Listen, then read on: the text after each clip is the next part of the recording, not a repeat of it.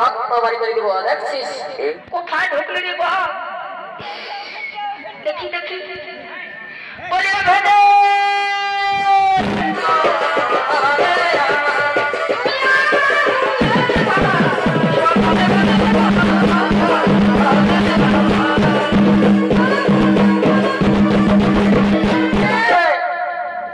বাড়ি আমাকে চড়া দিবি সকালে মুখ ধুইছে না নাই বিনা মুখ ধুই চড়া দিবি চাকরি হোক শোন আমার কথাটা শিব পুরাণে কথিত আছে ত্রিকণ্ড ঋষি পুত্র মার্কণ্ডেয় স্বল্প পরমাবরণের আজাল ভেঙে দীর্ঘায়ু হয়েছিলেন বিধাতার লেখা ভেঙে করেছিলেন চৌচি একজন ঋষি পুত্র সৃষ্টিকর্তা ব্রহ্মার মুখস্থিত বাণীকে কিভাবে খণ্ডন করে সূর্যপুত্র যমরাজকে কিভাবে বিতাড়িত করেছিলেন তাই চলচ্চিত্র নাট্য মাধ্যমে আপনাদের সামনে তুলে ধরবো সে বলা হল পূজ্য দেবতা ত্রিলোচন পরাজিত সমর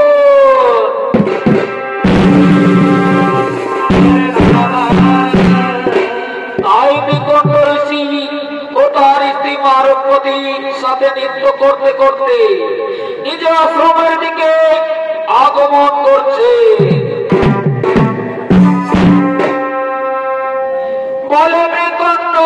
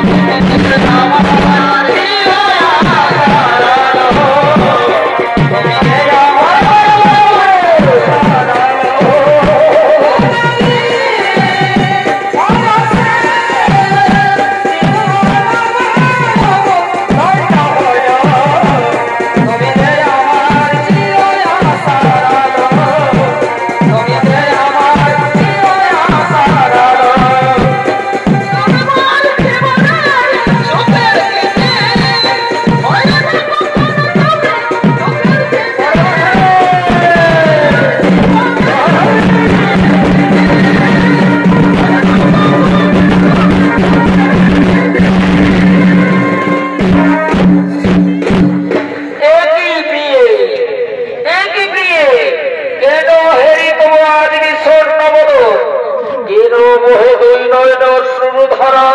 বলো বলো প্রিয়ে, কি বা দুঃখ করে তোমার? ওগো ওগো মোর স্বামী দেবতা, বৃথা জন্ম আমার নারী কুলে। কতদিন গত হলো তোমার আমার বিবাহের দিন, না এলো কোনো পুত্র সন্তান কোলে আমার।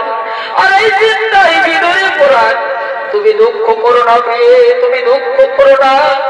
একদিন না একদিন নিশ্চয়ই বিধাতা আমাদের উপর চোখ মেলে তাকাবে। সেই দিন দেখবে আকাশ চিরে দাদর সূর্যের আলোয় আলোকিত হবে তোমার মাতৃ শূন্য কোল। ও মোর স্বামী দেবতা, আর কতদিন রব সেই প্রতীক্ষায়?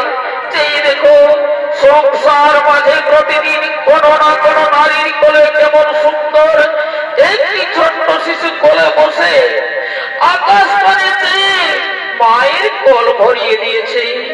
এত পুঁজি এত ডাকি আমি ওই কৈলাস ধরণী দেবী দুর্গাকে, তবু দয়া নয় হয় ওই পাষাণ দেবতার। তুমি স্থির হও, তুমি স্থির হও মারুতপতি। তোমার দুঃখ দেখলে আমার অন্তর হয় বিদরিত। নারায়ণের সেবক আমি, কিন্তু আমি কি করব বলো? আমি নিরুপায় মারুতপতি, আমি নিরুপায়। তবে শোনো প্রিয়ে, আমি করিব সৃষ্টিকর্তা ব্রহ্মার আরাধনা। যতদিন আমার রাগে নাই দেই সারা, ততদিন করিব আমি মন্ত্র সাধনা। মনের মনস্কামনা করিয়ে পূরণ, তবেই ফিরব আমি তোমার সাক্ষাতে। চলো চলো প্রিয়ে, তপসীর বেশে সাজিয়ে দিবে মরে।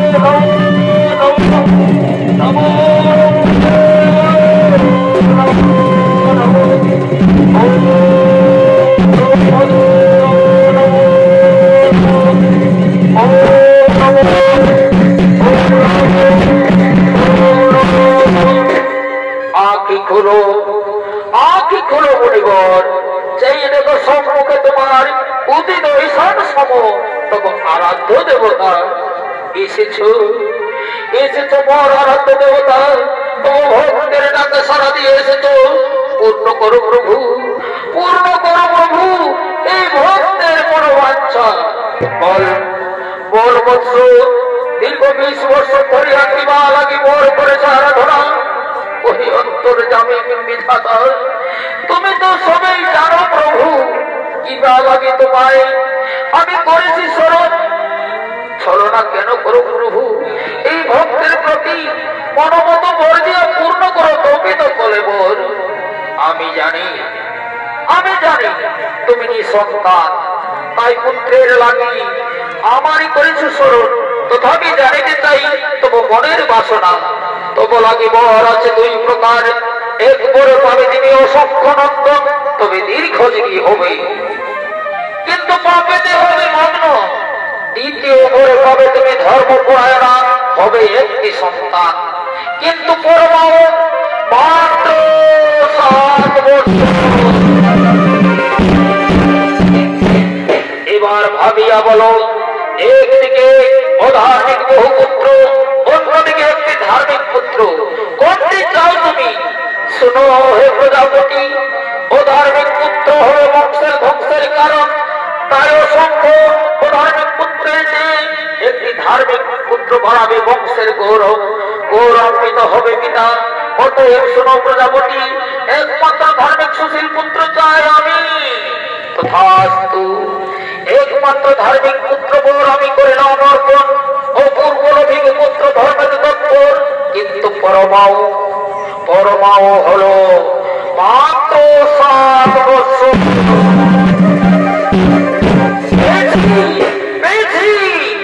এবার আমি আমার মনের মতো বর পেয়েছি। এইবার যাই আমি শ্রীমান পদিকে এই আনন্দ সংবাদ পৌঁছে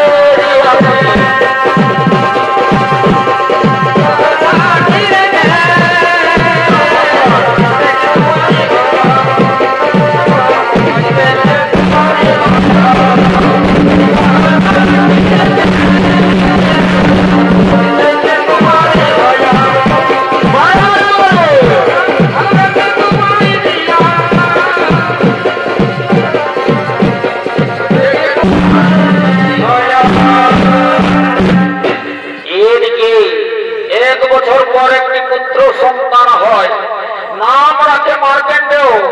দেখতে দেখতে 5টি বছর অতিক্রান্ত হয়ে গেল। বৃক্ষণ্ড ঋষির আশ্রমে আনন্দের মাঝে শোকের কালো ছায়া আস্তে আস্তে নেমে এলো। প্রস্ফুটিত কুসুম কালে ঝরে যাবার ভয়ে আবার ব্রহ্মদেবের আরাধনায় বসলেন বৃক্ষণ্ড ঋষি। তপস্যার্থে যে অমরাবতীর আসন টলমল হলো। দেবরাজ ইন্দ্র ভয়ে ভীত হয়ে সকল দেবগণের সাথে ব্রহ্মদেবের কাছে তপস্যার কারণ জানতে আসছে।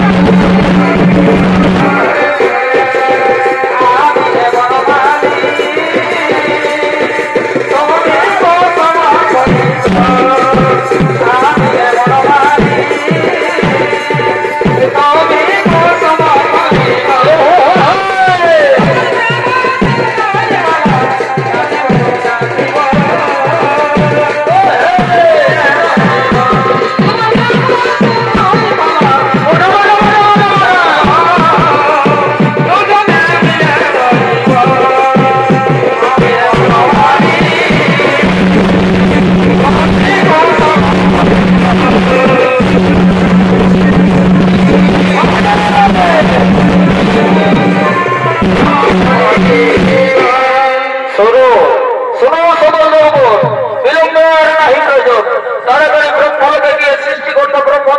জানিব ত্রিকণ্ড ঋষি জীবন বরং তপস্যার কারণ কেন ঋষি করে ব্রহ্মদেবের কঠোর তপস্যা।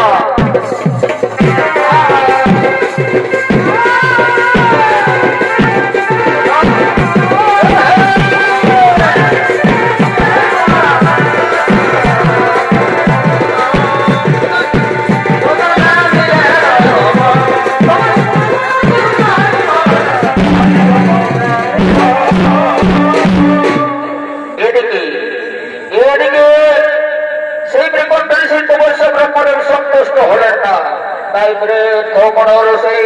তিনি ফিরে আসছেন আশ্রমের দিকে। ওগো মারুপতি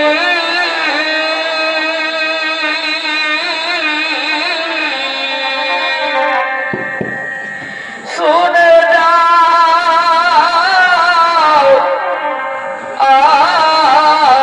আমি কি সুখ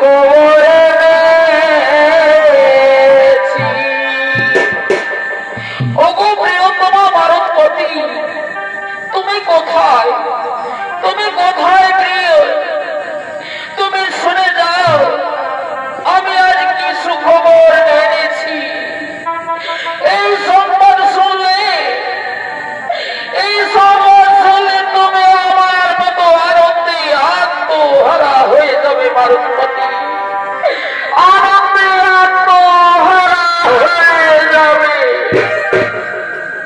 ওগো স্বামী, ওগো স্বামী, তুমি এসেছ গো আমাদের একমাত্র নয়নের মনে মানস কুসুমের ডালি হৃদয় ছড়ায়ত্রের পরমাও বাড়ি এনেছ গো, তুমি পরমাও বেরিয়ে নিয়ে এনেছ।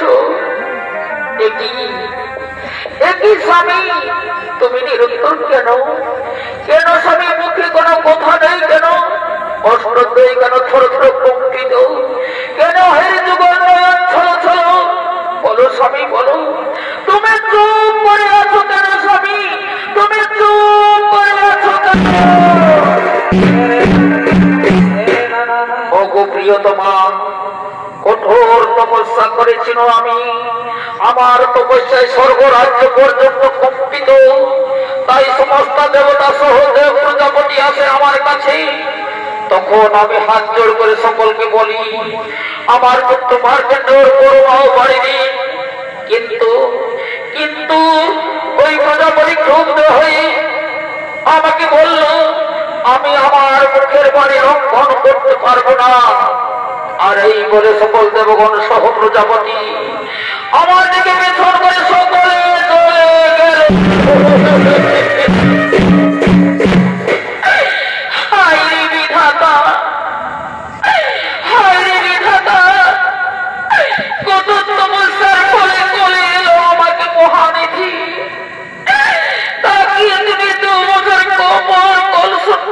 তুমি নিয়ে যাবে ঠাকুর, তাকে তুমি প্রসন্ন করে নিয়ে যাবে।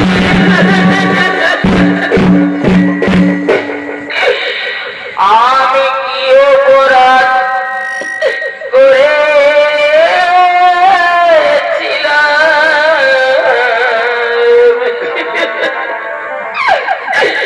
ঠাকুর বলে দাও হে আমার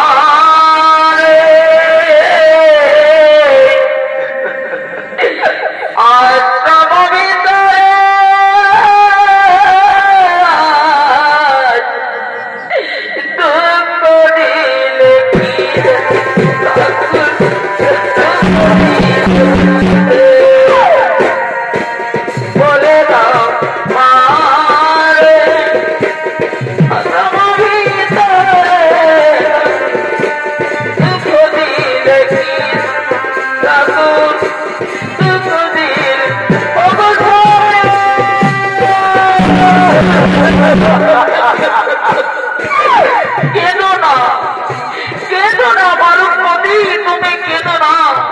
তুমি শান্ত হও মারুপতি, তুমি শান্ত হও। গোবর স্বামী দেবতা, আমি কেমন করে শান্ত হব তুমি বলতে পারো? তুমি বলতে পারো গো?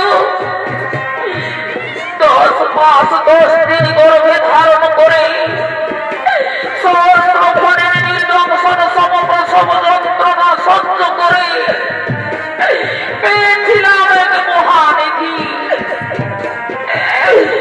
বুকের রক্ত পান করিয়ে দিন দিন করে বড় করেছি।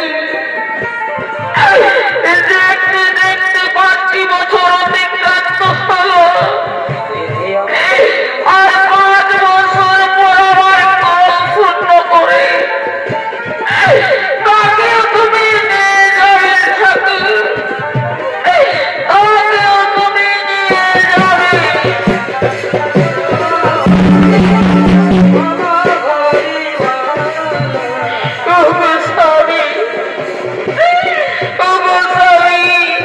এখন আমি কি করি উপায়? সংসারের মায়ের দল, অগতি সংসারের সন্তান প্রসবিনী মায়ের দল,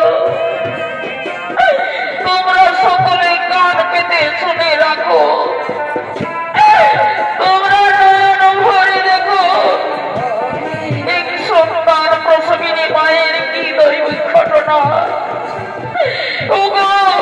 তোমরা তো কেউ না কেউ সন্তান প্রসবিনী মাতৃ জঠর। ধন্য হবে সেদিন যেদিন দীর্ঘায়ু পুত্র বংশে জ্বালাবে বাতি। কিন্তু আমি কেমন অভাগিনী নারী, বৃথায় গেল আমার জন্ম নারী কুলে, বৃথায় গেল আমার জন্ম নারী কুলে।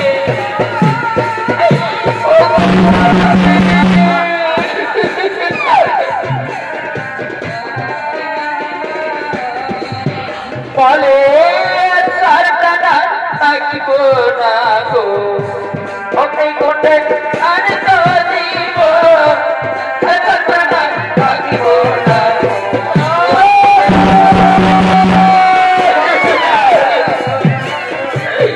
সেটারে বানারে রাখিব না গো, অগ্নি কোটে আরে তো জীব সারটা থাকিব না।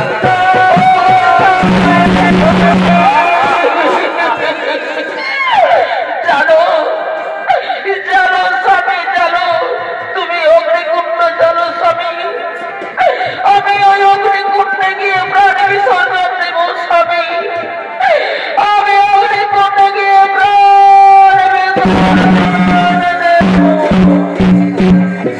না প্রিয় না, আমি তোমাকে কিছুতেই হারাতে পারবো না। আমি কিছুতেই তোমাকে হারাতে পারবো না। 7 বছর বয়সী পুত্র আমাদের ছেড়ে চলে যাবে। পুনরায় হব আমরা সন্তানহীনা। তবু আমরা তপস্যার ফলে এই মানব জগৎ থেকে কিছুতেই বিচ্যুত হব না, কিছুতেই বিচ্যুত হব না। এই আশ্রম ভিতরে কান্নার রুল ভেসে আসছে কেন? তবে কি এমন ঘটনা ঘটেছে যে আশ্রম ভিতরে কান্নার রুল ভেসে আসছি? আমি একটু এগিয়ে যাই, আমি এগিয়ে যাই, আমি এগিয়ে একই পিতা একই মাতা, তোমরা মন ভাবে আছো কেন? কি হয়েছে তোমাদের খুলে বলো আমায়। নারী পুত্র না, আমি সে কথা তোদের খুলে বলতে পারবো না রে পুত্র। পিতা হয়ে আমি কেমন করে সে কথা তোকে আমি খুলে বলি? বলো বলো পিতা, বলো মাতা, কি এমন ঘটনা ঘটেছে যে পিতা আমার কাছে বলতে পারছে না? সে কথা বলিতে নারী পরাণ ফেটে যাই বিদুরি, সে কথা বলিতে নারী পরাণ পুত্র,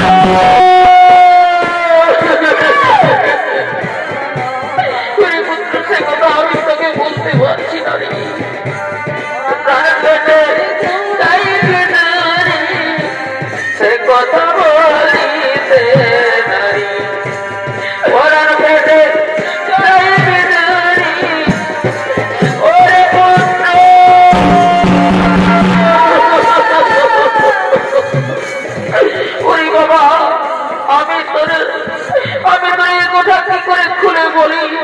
বাবা, আমি তোমার ছেলে। তুমি আমার মাথায় হাত রেখে সত্য করে বলো তো, কি এমন কথা যে আমার কাছে তোমরা গোপন করে রাখছো? ওই পুত্র, সত্যবে পূর্বের ইতিহাস। আমরা ছিলাম নিঃসন্তান, তপস্যার ফলে সৃষ্টিকর্তা ব্রহ্মদেবের বরে পেয়েছি তোমায়। কিন্তু তোমার পরমাও মাত্র 7 বছর। আজ 5 বছর অতিক্রান্ত হলো, আর 2 বছর পর আমাদের কোল শূন্য করে তুই আমাদের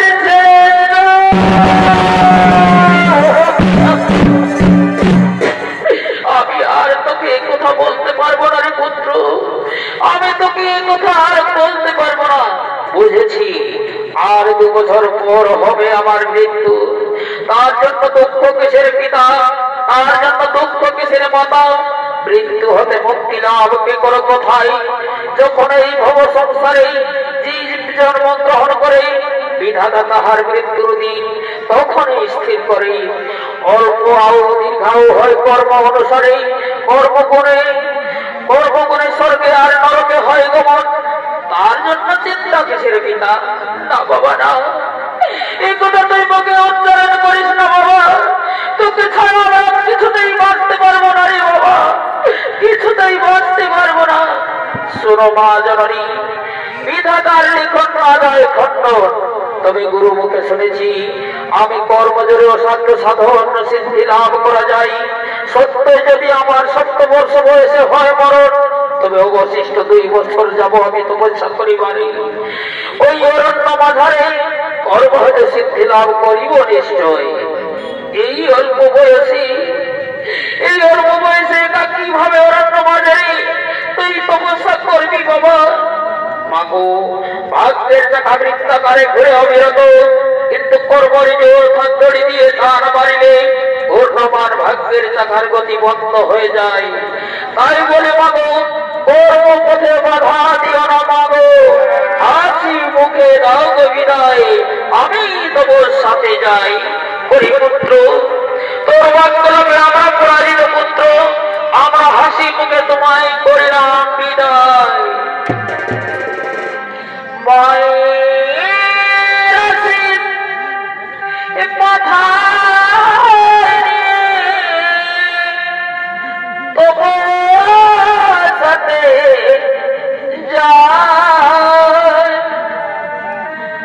তোমার করুণা ভিক্ষা পাই যেন মা, করুণা ভিক্ষা পাই যেন মা, করুণা ভিক্ষা পাই।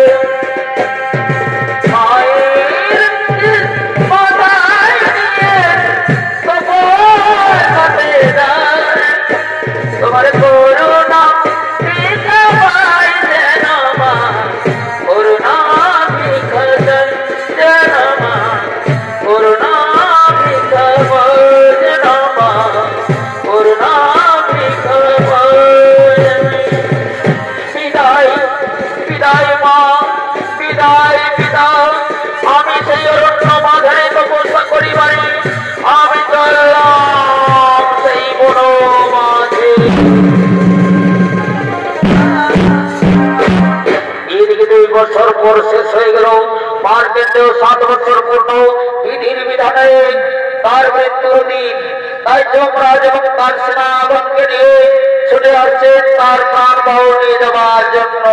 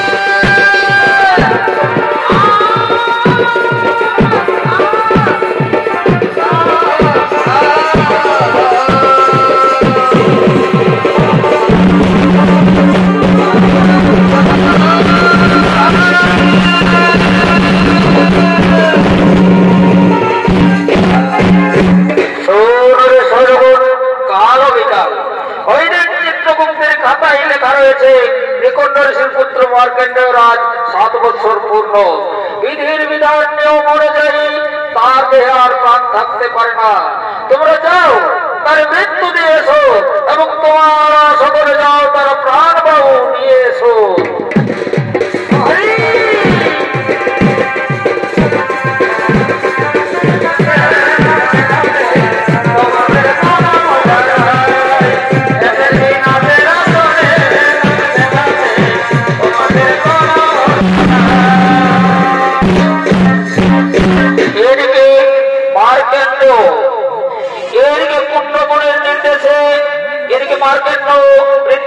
মহামন্ত্র দীক্ষা নিয়ে তিনি শিব পূজা করছে।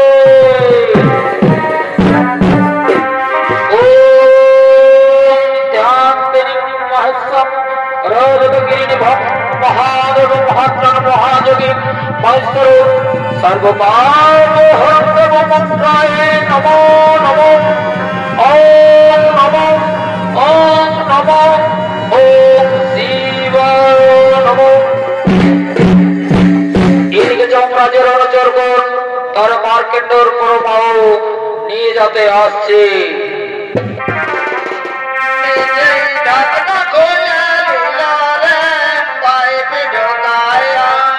ভাই ভাই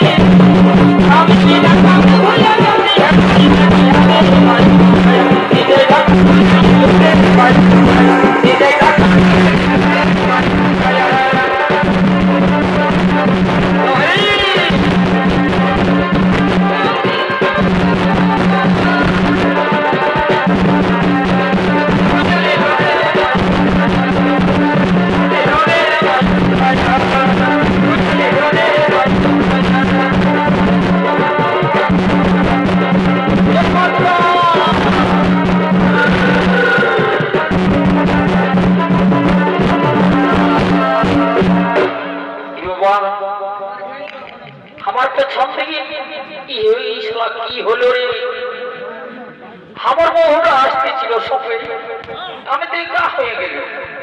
কোথায় ঢুকলি রে বাবা? দেখি দেখি বলে ভেদে বারে বাবা কোথায় গেলি গো?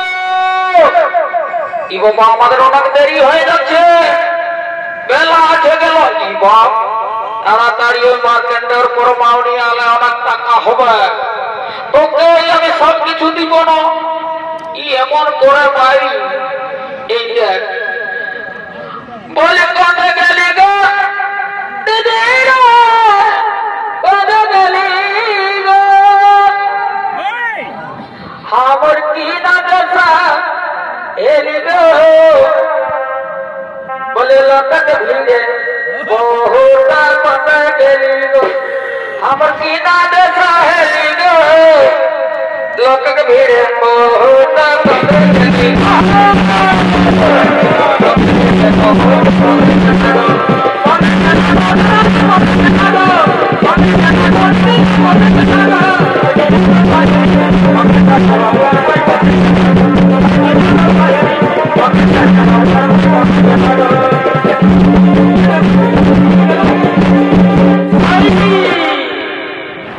বলিয়ে গো কোথায় কি বাবা কোন ঝুড়ে ঢুকলি গো?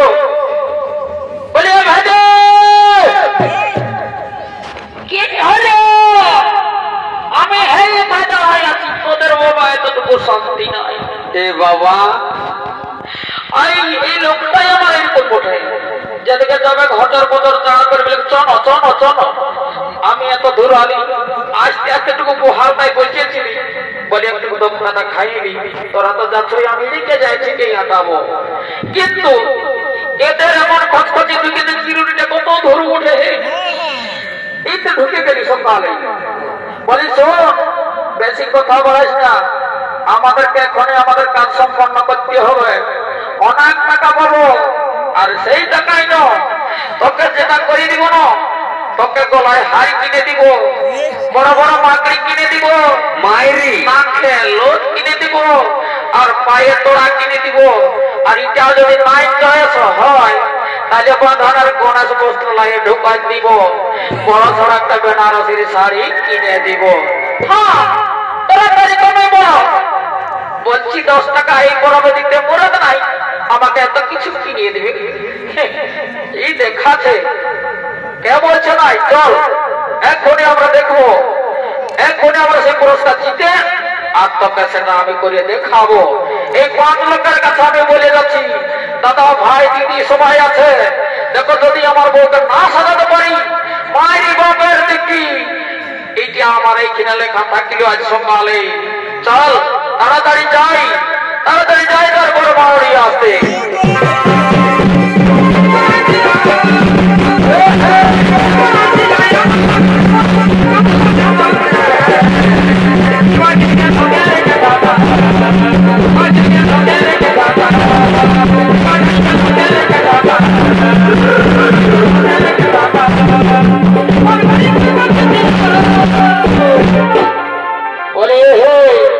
তোমরা রাস্তাটা ঝড়ের মতো সকালাই করছো, ছাড়ো আমরা মার্কেটের পরমানন্দে যাব। এই কি বললি, আমরা যমরাজের দূত, আমরা যাব। শুন তোরা আগে আসতে হতো, তাহলে তোরা আগে যেতে পারতিস, অতক্ষণ ঘুমাচ্ছিলিস কান্নাতে নিয়ে। শুন এমন ফাইজান দিব না খেলে রক্ত বাড়ি করে দিব, দেখছিস? এই বাবা এই বলে বেশি কথা বলিস না, নাহলে আমার রোগ রাবণ তোকে আর কেউ খুঁজে পাবে না, কোন ধরে ঢুকবি। শুন বেশি মস্তানি দেখাইস না, আমার গায়ে বহুত বল আছে, একটাই পাথর তোর মাথাটা উল্কাই দিব। শুন শুন আমার নাম হচ্ছে কি জানিস? আমার নাম হচ্ছে ভয়, আর আমার ভাইয়ের নাম হচ্ছে মৃত্যু।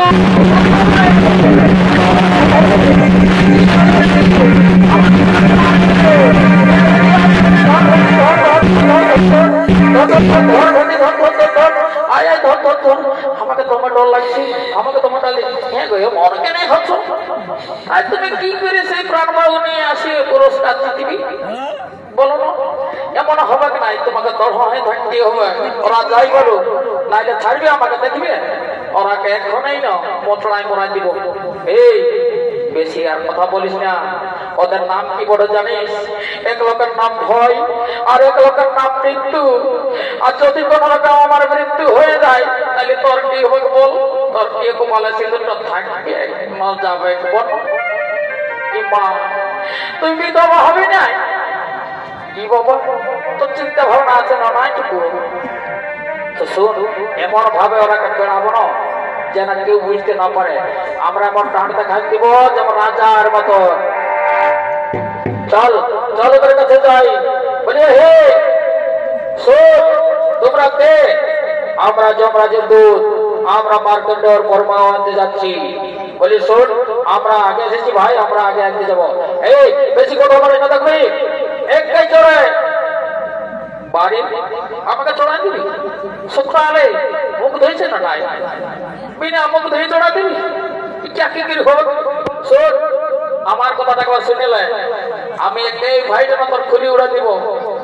তবে দেখছি না ধর দেখি শালাকাই একে দেখে দিব। চল ভাই চল।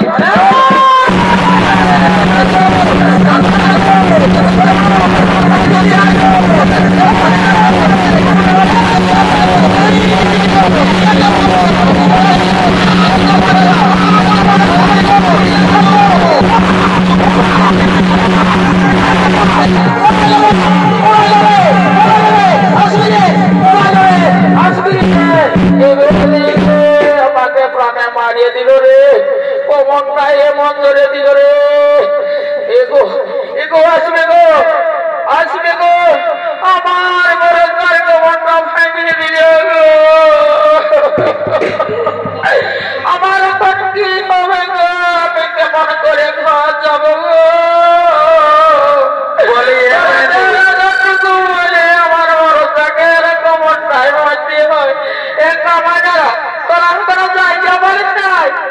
অন্য এত ঠেলা তোমার খামড় রয়েছে, শুধু কমরটাই মারতে হয়, অন্য চাচ্ছিস একেবারে পাইয়ে গেল।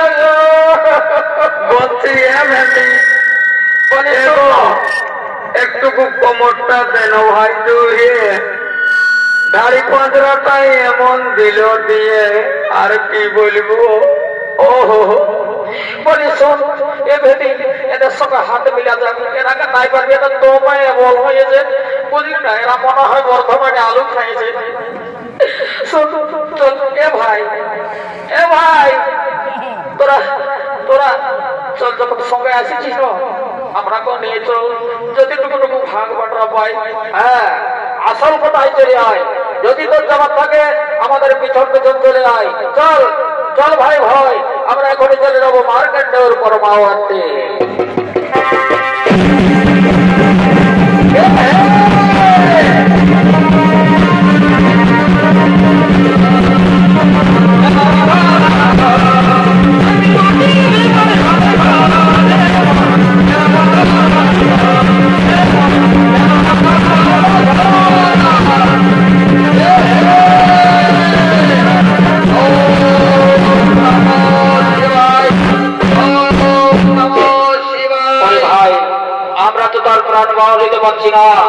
ওই ঋষিপুত্রের কাছে গেলে তার মন্ত্রতে যে আমাদের শরীর জড়ো করে ছাই হয়ে যাচ্ছে, আমরা মহারাজকে বলি মহারাজ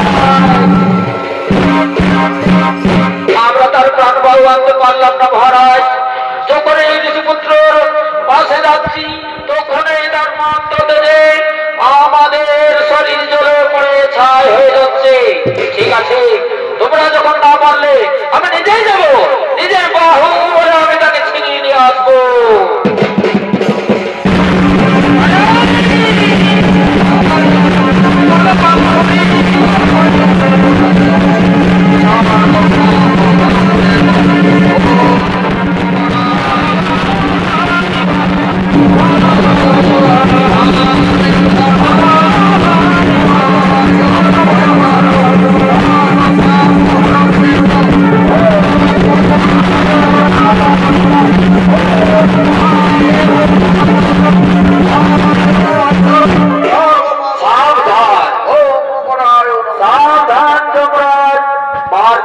তুমি নিয়ে যেতে পারবে না, এ হচ্ছে আমার পরম ভক্ত, গর্ব ধরেছে আমায় নিজের পক্ষে বেঁধে রেখেছে।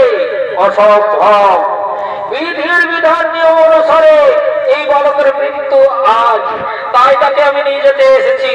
অসম্ভব, এই বালকের দেহে কিছুতেই মৃত্যু স্পর্শ করতে পারবে না। তুমি সৈন্য নিয়ে ফিরে যাও যমরাজ। না, আমরা বালকের প্রাণ মানে কিছুতেই যাব না।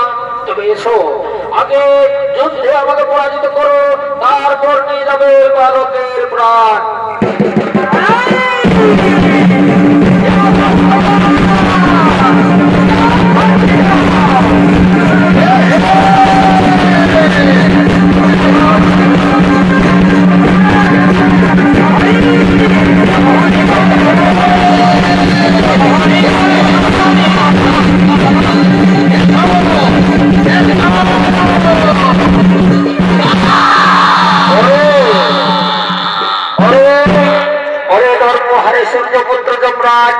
এইবার তোর প্রাণ বাবু আমার হাতে, ইষ্ট নাম স্মরণ কর। এইবার আমি তোরে দিলাম মৃত্যুদণ্ড।